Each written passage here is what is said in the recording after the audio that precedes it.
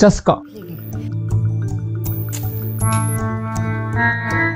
कामना, beautiful, thank you, हरामी, आज का दिन तुम कभी नहीं भूलोगे। या बौड़ी जैसी वेब सीरीज देखी है, ये सब YouTube पर फ्री में अवेलेबल है और इनके व्यूज तो देखो, चस्का के 5.5 मिलियन, कामना के 29 मिलियन और हरामी और बौड़ी के 5-5 लाख व्यूज हैं। सोचने वाली बात यह है कि अगर इतने लोग इनको देख रहे हैं तो ऑब्वियसली डिमांड तो होगी ना। और सिर्फ YouTube तक बात नहीं रुकती है, इनके लिए डेडिकेटेड प्लेटफॉर्म भी हैं, जैसे ऑल्ट बालाजी पर वशीकरण, पुनर्जन्म, उल्लू प्लेटफॉर्म पर आ गले लग जा और मेरे आंगन में, जिसमें ऐसे कंटेंट का भंडार भरा पड़ा है। ऑल्ट बालाजी की एक सीरीज है गंदी बात, वो इतनी पॉपुलर हुई कि उसके अब तक 6 सीजन आ चुके हैं, जिसके पहले सीजन के पहले एपिसोड पर ही 5 मिलियन व्यूज हैं। अब सवाल यह है कि अगर ये कंटेंट इतना चलता नहीं तो फिर क्या ये नई सीजन आते? सिंपल है, क्योंकि लोग देख रहे हैं, डिमांड है, और जहां लोगों की डिमांड होती है वहां बिजनेस भी होता है। अगर हम ये समझें कि बी ग्रेड मूवीज का कल्चर शुरू कहां से हुआ, तो हमें 1970s और 80s में का दौर में जाना पड़ेगा। ये वो टाइम था जब बॉलीवुड एक अजीब सी ट्रांजिशन से गुजर रहा था। 1960s का जमाना बॉलीवुड का गोल्डन एरा माना जाता है। 1960 में रिलीज हुई मुगल आजम, ये तेरी बेखौफ मोहब्बत, ये रक्स, ये दिलचस्प अंदाज़ बयान। 69 में रिलीज हुई आराधना, इट्स सो स्ट्रेंज, ताज्जुब है, कितना जाना पहचाना सा चेहरा है। और 75 में रिलीज हुई शोले। जैसे ब्लॉकबस्टर्स ने इंडस्ट्री को एक अलग ही लेवल पर पहुंचा दिया था। चले माना हमने अपनी जान पर खेल कर किसी तरह गब्बर सिंह को पकड़ भी लिया। ये वो वक्त था जब रोमांटिक ड्रामास और सोलफुल म्यूजिक बॉलीवुड का हार्ट और सोल हुआ करते थे। जैसे ही 1970 से सेकंड हाफ स्टार्ट हुआ, एक नया ट्रेंड शुरू हो गया, और वो ट्रेंड क्या था? बी ग्रेड मूवीज का। उस टाइम पर एक बड़ा इशू ये था कि मेन स्ट्रीम बॉलीवुड मूवीज की टिकट प्राइस बहुत महंगी होती थी, लेकिन मिडिल क्लास और लोअर मिडिल क्लास के लोग इसको अफोर्ड नहीं कर पाते थे। जब यही ऑडियंस थिएटर में नहीं जा पा रही थी तो ऑब्वियसली बड़े बजट वाली मूवीज फ्लॉप होने लगी। बॉलीवुड का ट्रेडिशनल सिस्टम एक क्राइसिस से गुजरने लगा था, और इसी क्राइसिस ने बी ग्रेड मूवीज के लिए एक नया मार्केट का रास्ता खोल दिया। बी ग्रेड मूवीज एक लो बजट मूवीज होती थी, इनकी प्रोडक्शन क्वालिटी भी इतनी एवरेज या कभी कभी बिल्कुल बेसिक होती थी, लेकिन इनका एक अलग यूएसपी था, shock value, horror, bold theme और एक स्पेसिफिक टारगेट ऑडियंस जिसमें मेन स्ट्रीम सिनेमा उतनी इंपॉर्टेंस नहीं देता था। इन मूवीज के में कोई बड़े एक्टर्स नहीं होते थे, बल्कि आम लोग जैसे कोई एक्टर्स होता था, जिसकी वजह से ऑडियंस इनसे इजीली कनेक्ट हो पाती थी, और मिडिल क्लास फैमिली और वर्किंग क्लास लोग इनकी फिल्म को देखना पसंद करते थे, क्योंकि इनमें उनके इमोशंस, स्ट्रगल और फैंटेसाइज को एक रो तरीके से दिखाया जाता था। 90s का दौर आते आते एक नई चीज का इन्वेंशन हुआ, VCR यानी वीडियो कैसेट रिकॉर्ड। इससे ये हुआ कि लोग थिएटर जाने की जरूरत नहीं थी, घर बैठे ही लोग अपनी पसंद मूवी देख सकते थे। थिएटर का मजा अब घर में ही लेने लगे थे। बी ग्रेड फिल्म मेकर के लिए एक बड़ा जैकपॉट मूवमेंट था। अब उन्हें सिनेमा हॉल में पर डिपेंडेंट नहीं रहना पड़ता था, वो सीधा अपनी मूवीज VHS टेप पर रिलीज करने लगे, जो डायरेक्टली लोगों के घरों तक पहुंच जाती थी। अब मेन स्ट्रीम बॉलीवुड काफी स्ट्रगल फेस कर रहा था। उससे टाइम पर बी ग्रेड मूवीज का क्रेज अपनी पीक पर पहुंच चुका था। एक तरफ बॉलीवुड की बड़ी बड़ी फिल्म फ्लॉप हो रही थी, दूसरी तरफ low budget horror thriller movies box office पर धमाल मचा रही थी। फिर 1972 में हॉरर जॉनरा की शुरुआत होती है। इसकी शुरुआत 1972 में आई कल्ट हॉरर फिल्म 2 गज जमीन से हुई थी। इस फिल्म को डायरेक्ट किया था तुलसी राम से और श्याम राम से, जो आगे चलकर बी ग्रेड हॉरर इंडस्ट्री के गॉडफादर बनने वाले थे। ये एक सिंपल हॉरर फिल्म थी, जिसमें ना कोई फ्लैशी एक्शन था, ना कोई सुपरस्टार, बस एक एंगेजिंग कहानी और एरी एटमॉस्फेयर था, जिसमें लोग इतने खो गए कि ये मूवी हिट हो गई। यही मोमेंट था जब बॉलीवुड में हॉरर मूवीज का एक नया फेज स्टार्ट हुआ था। 2 गज की जमीन के नीचे अनएक्सपेक्टेड सक्सेस के बाद राम से ब्रदर्स ने ये रियलाइज किया कि इंडिया में हॉरर फिल्म की डिमांड है। अगर ये जॉनरा को सही तरीके से बनाया जाए तो लोग इसे बहुत पसंद करेंगे। राम से ब्रदर्स 6 भाई थे, तुलसी, श्याम, केशव, कुमार, गंगू और अर्जुन नाम से।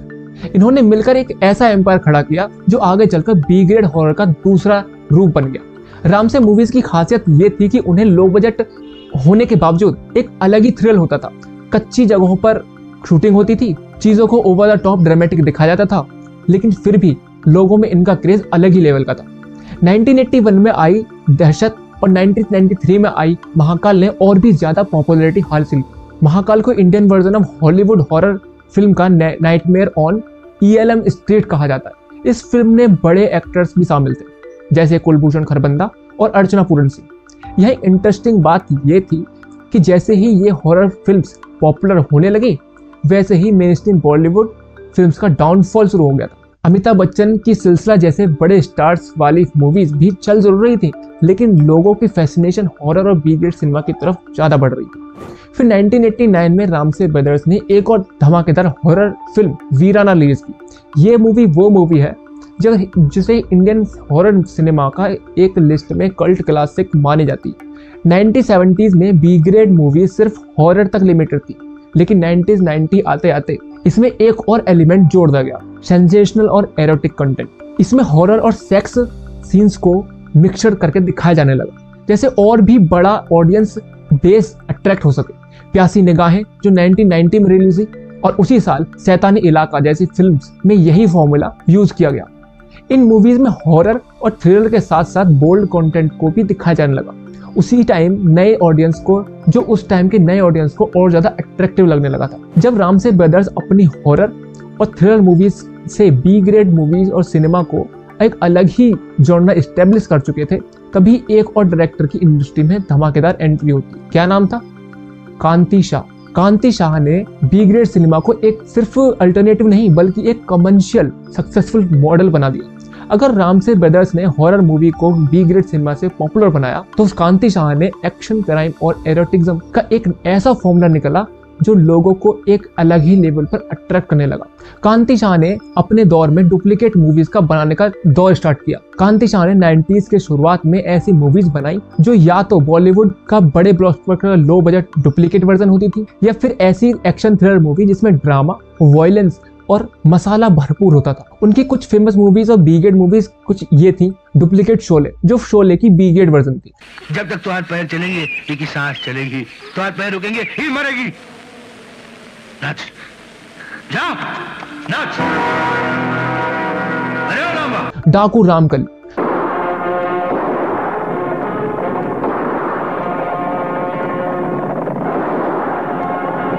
हनीमून गब्बर का। इन सभी मूवीज का बजट उस टाइम पर 25 से 30 लाख के आसपास ही होता था, जो मेन स्ट्रीम बॉलीवुड मूवीज के कंपैरिजन में एकदम कम था। लेकिन मूवीज का एक और सॉलिड बैंड फेस डेवलप हो रहा था। जब कांति शाह ने 1997 में लोहा और 1998 में गुंडा बनाई, तभी ये क्लियर हो गया था कि बी ग्रेड मूवीज भी एक लेवल और ऊपर जा चुकी है। अगर गुंडा की कास्ट देखी जाए तो इसमें ऐसे एक्टर थे जो पहले बॉलीवुड मेन स्ट्रीम में काम कर चुके थे, जैसे मिथुन चक्रवर्ती। और तुम जैसे लोगों के लिए विलन। नाम है मेरा शंकर, हूं मैं गुंडा नंबर 1। मुकेश ऋषि, मेरा नाम है बुल्ला, रखता हूं खुल्ला। शक्ति कपूर, रजा खान, मेरा नाम है चुटिया, अच्छों की खड़ी करता हूं मैं खटिया। ये एक बड़ा सवाल उठता है कि जो एक्टर्स पहले बॉलीवुड की बड़ी बजट मूवीज में काम कर चुके थे, वो बी ग्रेड मूवीज का पार्ट बनने के लिए क्यों मजबूर हो? इसका सिंपल सा रीजन था बॉलीवुड का शिफ्ट और सर्वाइवल का स्ट्रगल। 90s में बॉलीवुड में नए एक्टर्स और नए जॉनर की दौर शुरू होने वाला था। जो एक्टर्स पहले एक्शन और क्राइम में काम करते थे, उनके पास प्रोजेक्ट आने बंद हो गए थे। जब मेन स्ट्रीम मूवीज चल नहीं रही थी, तो इन एक्टर्स के पास बी ग्रेड सिनेमा के अलावा कोई और ऑप्शन बचा ही नहीं था। गुंडा जैसी मूवी आज भी एक कल्ट क्लासिक मानी जाती है। इस मूवी का IMDb रेटिंग 7.6 है, जो एक बी ग्रेड मूवी के लिए काफी अनएक्सपेक्टेड है। ये इस बात का सबूत है कि चाहे मूवी को क्रिंज या ओवर द टॉप बोला जाए, लेकिन उनका एक लॉयल ऑडियंस है जो हमेशा रहेगा। कांति शाह की स्ट्रेटेजी होती थी कि लो बजट में मूवी बनाओ और हाई रिटर्न्स पाओ। कांति शाह की मूवीज में एक स्पेसिफिक पैटर्न होता था। उनके चटकीले कलर्स, ओवर द टॉप वाले पोस्टर्स, ये मूवी विजुअल लाउड और चीप दिखाई देती थी, जो इंटेंशनली किया जाता था, सीधा उनकी ऑडियंस को टारगेट किया जा सके। इनकी फिल्म्स में लेस फेमस एक्टर्स होते थे, जो प्रोडक्शन कॉस्ट को काफी कम कर देता था। सेक्स और सेंसेशनल कंटेंट। एक इंटरव्यू में जब कांति शाह से ये पूछा गया कि उनकी मूवी में सेक्स सीन क्यों होते हैं, तो उन्हें सीन का सीधा जवाब ये था, मेरी मूवी में ना तो सलमान है ना अमिताभ, जो मुझे कुछ और डालना पड़ा ताकि लोग देखें। ये एक मार्केटिंग स्ट्रेटेजी थी। उनके पास बड़े बड़े एक्टर नहीं थे तो जो ऑडियंस को अट्रैक्ट कर सके, इसलिए उन्होंने सेक्स और कंट्रोवर्सी का यूज किया। एक लो बजट फिल्म भी सिर्फ बोल्ड कंटेंट की वजह से इजीली वायरल हो सकती है। 90s के दौरान बी ग्रेड मूवीज एक स्पेसिफिक ऑडियंस को टारगेट करती थी, जिसमें लो बजट फिल्म मेकिंग काफी मायने रखता था, क्योंकि ए लिस्ट एक्टर्स फिल्म में काम नहीं करते थे। इनका बजट काफी कम होता था, लगभग 25 से 30 लाख रुपए। फिर भी ये मूवीज पैसा कैसे कमाती थी? उस समय मल्टीप्लेक्स कल्चर का इतना कॉमन नहीं था और सिंगल स्क्रीन थिएटर छोटी जगहों पर गाँव में एंटरटेनमेंट का एक बड़ा सोर्स हुआ करते थे। थिएटर और बी ग्रेड मूवीज का ये लाइफलाइन बन चुका था। जहाँ ये फिल्म्स छोटी सिटी और रूरल एरियाज में रिलीज हुआ करती थी, इनका प्राइमरी फोकस शॉक वैल्यू होता था, जैसे जिसका मतलब होता है over the top action, horror, erotic and exaggerate dialogue, जो लोगों को अट्रैक्ट कर सकते थे। खूनी मुर्दा जैसे हॉरर मूवीज या जंगल का दरिंदा जैसी एक्शन थ्रिलर मूवीज इसलिए चलती थी क्योंकि उनका कंटेंट लाउड और अट्रैक्टिव ग्रैबिंग होता था। लोग सिर्फ स्टोरी के लिए नहीं बल्कि शॉकिंग और सेंसेशनल एलिमेंट्स के लिए इन्हें देखने जाते थे। एक और बड़ा फैक्टर ये था कि टिकट का प्राइस ज़्यादा होना। जहाँ मेन स्ट्रीम बॉलीवुड की मूवीज टिकट महंगी होती थी, वहीं बी ग्रेड मूवीज की टिकट सस्ती मिल जाती थी, जो लोअर मिडिल क्लास ऑडियंस के लिए एक्सेसिबल होती थी। मल्टीप्लेक्सेस के नहीं होने की वजह से सिंगल स्क्रीन थिएटर में 5 से 10 रुपए की टिकट मिल जाती थी, जो आम आदमी के लिए अफोर्ड कर सकता था। जितेंद्र और श्रीदेवी की हिट फैंटेसी फिल्म नागिन जो 1976 में रिलीज हुई थी, उसके बाद मार्केट में बहुत सारी लो बजट मूवीज आने लगी, जैसे Nagin revenge type B grade movies आई जो सिर्फ स्मॉल टाउन और सिंगल स्क्रीन ऑडियंस के लिए बनी थी। ये सभी मूवीज कंटेंट वाइज वीक थी, लेकिन उनका थीम और चीप टिकट उनको प्रॉफिटेबल बना ही देता था। 90s में जैसे जैसे VCR और केबल टीवी पॉपुलर होने लगे, लोगों को एंटरटेनमेंट का तरीका बदल गया। पहले लोग जो सिर्फ थिएटर जाकर मूवीज देखते थे, अब वो घर बैठकर VCR पर, रेंटल टेप या टीवी केबल पर फिल्म देखने लगे। इसी वजह से B grade version movies theatre में बिजनेस गिरने लगा, लेकिन एक नए मीडियम ने इन्हें सेकंड लाइफ दे दी गई।